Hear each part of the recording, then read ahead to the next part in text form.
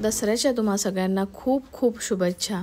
तर आज दसरा म्हणून सगळे वाहनांची छान धुवून टाकले आणि त्यांची पूजा झाली, हार वाहले, फूल वाहले आणि त्यानंतर छान मस्त असा मेनू होता आज। तर आज स्वयंपाकामध्ये केलेलं होतं भाजी, चपाती आणि मसाले भात, कढी आणि पकोडे आणि त्यासोबत गोड श्रीखंड। तर हे सगळा मेनू होता आणि आज जेवणामध्ये आम्ही सोबत बसतो म्हणून माहिरा आणि मी सोबत बसलेलो होतो। ती माझा वेट करत होती की कधी मम्मा येते।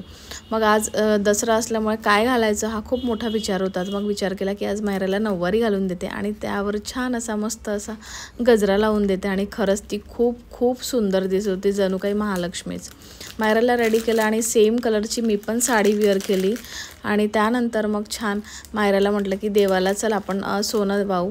तर ती ना रेडीच नव्हती, ती म्हणाली की मी एकटी जाते आणि एकटी देऊन येते। मग मी तिला म्हटलं की नाही नाही मी पण सोबत येते, पण रेडीच नव्हती, तिला एकटंच करायचं होतं सगळं। मग विचार केला की चला आपण आता जाऊया सगळ्यात आधी मंदिरामध्ये आणि आम्ही रेडी वगैरे छान झालो, सगळं झालेलं होतं आणि कोणी आलेलं नव्हतं म्हणून मग आम्ही मंदिरात जायला निघालो। तर सगळ्यात पहिले मंदिरमध्ये गेलो, जे आमच्याकडे तुळजाभवानीचं आहे, जे आमचे कुळदैवत आहे, तिकडे गेलो, दरवर्षी जातो आणि खूप छान मस्त अशी वाईब होती आणि असं वाटत होतं ना की इतकं प्रसन्न वाटत होतं काय सांगू तुम्हाला। रस्त्याने ही चमक ना फक्त नवरात्र गणपतीमध्ये आणि दिवाळीची असते, लाईटिंग्स हे ते खूप छान वाटतं, मनाला एकदम समाधान मिळतं, शांतता मिळते आणि खूप आनंद होतो। फायनली आम्ही मंदिरात पोचलो आणि छान अशी मोठी लाईन होती, भयंकर गर्दी होती।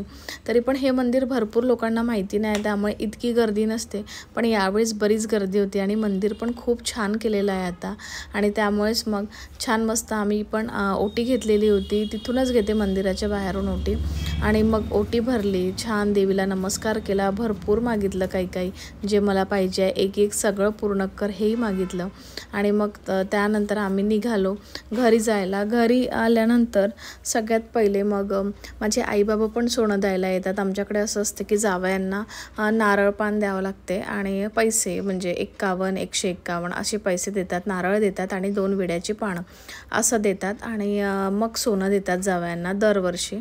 तर तेच त्यासाठीच आईबाबा दरवर्षी येतात आणि आईबाबांना पण सोनं देतात। तर ते येऊन बसलेले होते, आम्हाला फोन आला होता रस्त्यामध्येच। तर मग आमचं झालेलं होतं सगळं दर्शन वगैरे, फक्त गर्दी असल्यामुळे आणि ओटी भरायची होती त्यामुळे ना थोडा वेळ लागला आणि तिथे ना सगळ्या ओट्या ठेवलेल्या होत्या त्यामुळे कोणीच नव्हतं आणि मला माझी ओटी म्हणजे रिटर्न देतात ते लोक आपल्याला जे काही द्यायचं असते त्यांना, पण तिथे कोणीच नव्हतं, सगळ्यांच्या ओट्या तशाच ठेवलेल्या होत्या म्हणून मग मी निघाली तिथनं आणि आईबाबा पण आलेले होते म्हणून मग आम्ही घरी आलो पटकन आणि मग आईबाबांना पण मी सोनं दिलं, मायराने सोनं दिलं आणि बघा कशी मज्जा आली। मग मायराने आईबाबांना बघितलं ना खूप आनंद झाला आणि मायराला पण गिफ्ट दिलं, तिला श्रीखंड आवडते म्हणून तिला श्रीखंडाचा डब्बा आणि पैसे दिले आणि सोनं दिलं जे तिला खूप आवडते आणि मी पण घरी पण देवीला सोनं वगैरे दिलं, मंदिरात सोनं वाहलं आणि त्यानंतर मग सगळ्यांना सोनं दिलं, आईबाबांना, ह्यांना, मायराला, सगळ्यांना आणि मला पण सगळ्यांनी सोनं दिलं आणि खूप खूप छान वाटत होतं। आधी मी इतका नाही सेलिब्रेट करायचे, पण लग्न झालं तर तेव्हापासून ना ऑटोमॅटिक होऊन जातात या सगळ्या गोष्टी, पण छान वाटतात, आनंद मिळतो। नाही तर इतकं नव्हतं माझं आधी दसऱ्याला की खूप नटायचं वगैरे आणि मग सोनं द्यायचं, मला खूप सिम्पल राहायचे मी।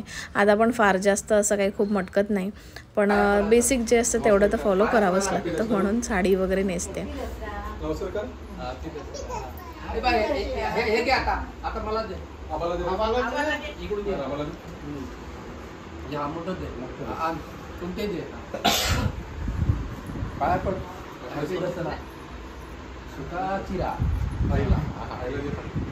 आता आईला दे, इकडून ये, पाया पड, पाया पड, पाया पड। Happy Dussehra, happy Dussehra. आता पप्पाला दे, हॅपी दसरा। हे आणखी त्याच्यात पानं आणून टाकशील खाली, पाया पडा। हॅपी दसरा, हॅपी दसरा बेटा।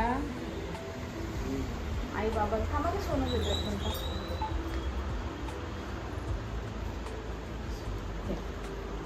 किती म्हणायचं काय म्हणायचं मायरा गोगोल देतो तुला थँक्यू म्हणायचं. थँक्यू आपण दसरा आपण दसरा सत्यची देवी आहे तू. आशीर्वाद दे थँक्यू म्हणून दे ना. आशीर्वाद देऊन द्या. आशीर्वाद देऊन दे ना. काही असं ते नंतर बघ. तू ना मला आशीर्वाद दे ना. असं आशीर्वाद तथास्तु कर ना. तथास्तु कर ना. असं आशीर्वाद एक हातात लाडू एक हातात आशीर्वाद दे. आशीर्वाद दे ना. इकडे तिकडे पाहून दे.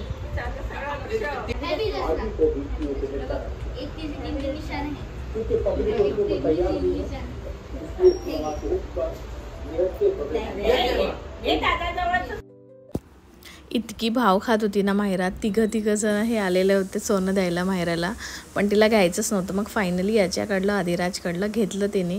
पण ना मग सगळे दोघंही मागे लागले की घे, पण तिने कोणाच जवळचं नाही घेतलं. आणि सगळे म्हणत होते की ह्याच्याकडलं कसं घेतलं, आमच्याकडलं नाही घेत. इतकी नाटकं करत होती ना खूप. हे बघा त्याच्या जवळचं घेतलं ना तर हा दुसरा आला की माझ्या जवळचं पण घे, चॉकलेट घे, असं कर तसं कर.